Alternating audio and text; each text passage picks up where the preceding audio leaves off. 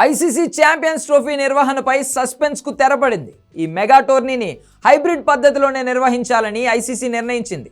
తాజాగా ఐసీసీ అధికారిక ప్రకటన జారీ చేసింది. దీంతో ఇండియా పాకిస్తాన్ మ్యాచ్తో పాటు ఇండియా ఆడే అన్ని మ్యాచ్లు తటస్థ వేదికలోనే జరుగుతాయి. అంతేకాదు వచ్చే 3 ఏళ్ల పాటు పాకిస్తాన్ ఆతిథ్యం ఇవ్వబోయే ఐసీసీ టోర్నీల్లో ఇండియా మ్యాచ్లు, ఇండియా ఆతిథ్యం ఇవ్వబోయే ఐసీసీ టోర్నీల్లో పాకిస్తాన్ మ్యాచ్లు తటస్థ వేదికల్లోనే జరగనున్నాయి. అయితే ఐసీసీ సమావేశంలో భారత్ పాకిస్తాన్లతో కూడిన ట్రయాంగిల్ లేదా క్వాడ్రాంగులర్ సిరీస్ నిర్వహణపై చర్చించారు. చర్చల్లో భాగంగా పాకిస్తాన్ క్రికెట్ బోర్డు ఈ ప్రతిపాదనను తీసుకొచ్చింది. ఈ టోర్నమెంట్కు తాము అభ్యంతరం చెప్పబోమని, అయితే తటస్థ వేదిక నిబంధన ఐసీసీ టోర్నీలాగే దీనికి వర్తిస్తుందని మాత్రం ఐసీసీ స్పష్టం చేసింది.